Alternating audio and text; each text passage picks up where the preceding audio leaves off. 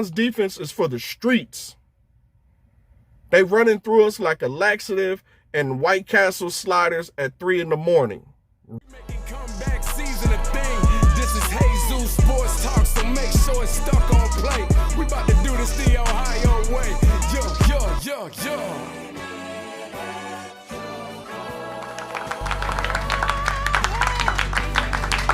Here we are again, Browns fans. Y'all ready to talk about these Browns? Let's get into it.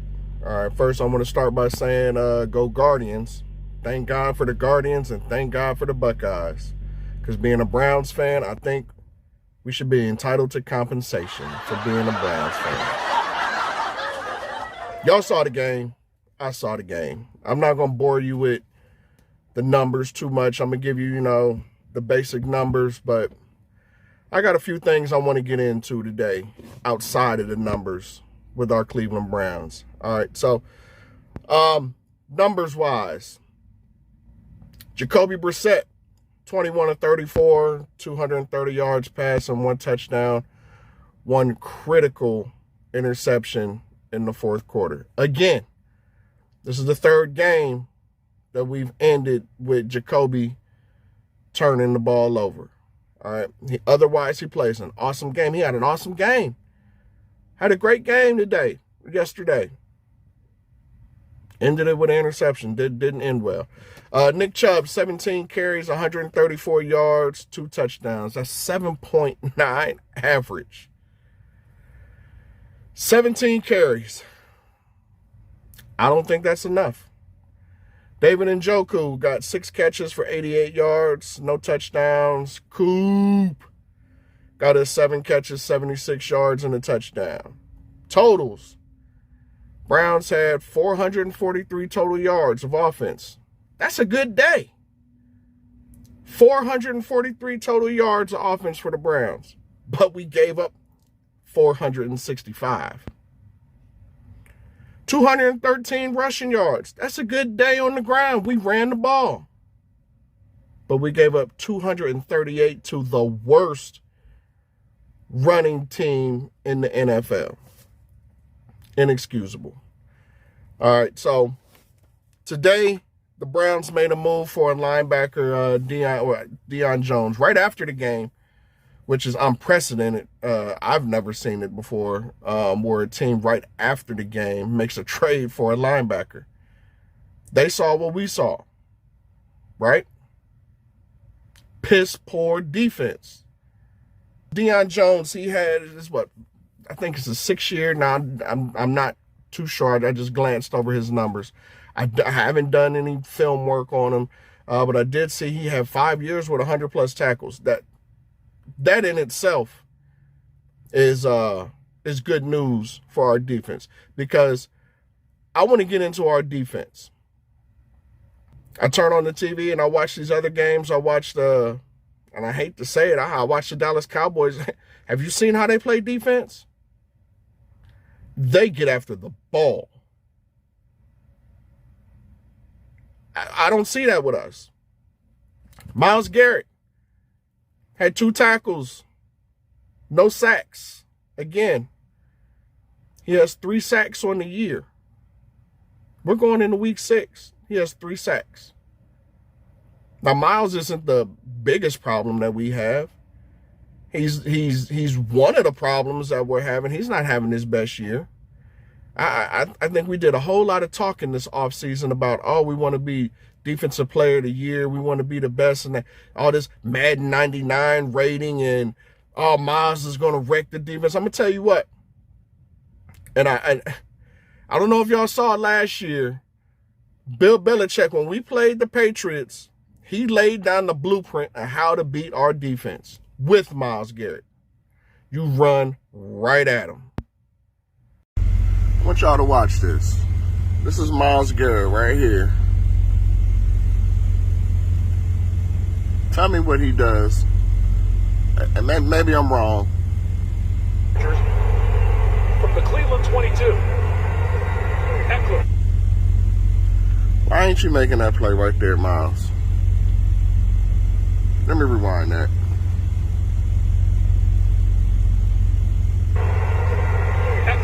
Why ain't you making that play, Miles? What are we doing on this play, Miles? I didn't see any effort. Man, and I'm more than open to criticism. Maybe I'm wrong, but I just didn't see it. Now, let's address some of these Browns fans that are ready to just jump off the bridge right now. Okay? We're not firing Stefanski. Okay? Stefanski isn't the problem. He's scheming up some plays. I can't be mad at the plays. The plays are working. Like I said, 400 yards of offense. Come on now. What more do you want? Joe Woods, he's not getting fired this year. My question to all of those people who subscribe to the Fire Joe Woods hashtag, what's next? After you fire Joe Woods, then what? What are you going to do to improve our defense by Sunday before we play New England and then play Cincinnati? Or no, then play Baltimore and then play Cincinnati.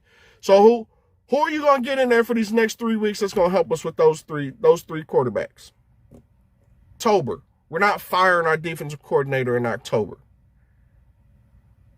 That is a panic move. No. How about we start putting some accountability on the players, make some tackles? Is that asking too much to make some tackles? I hope not. Okay, the blueprint is laid. The Cleveland Browns defense is for the streets. They running through us like a laxative and White Castle sliders at 3 a.m. And like I said last week, I think our problem is we have an identity crisis. I really think we have an identity crisis. Let's not underestimate the value of Jarvis Landry in our locker room. We do not have a leader on this team right now. I don't see it. I don't see anybody who's calming everybody down like, hey, relax, let's execute, win the game. The coach isn't it. He's not that rah-rah, get in your face, pull all the players together, get your shit together coach. Joe Woods isn't it. So it has to be a player. Myles Garrett isn't it. Myles leads by example. I need a leader who's going to talk to the players. We have a very young team. No leadership. Jacoby's not it. Our offensive, you can't tell me Wyatt Teller is going to be the rah-rah leader on the team.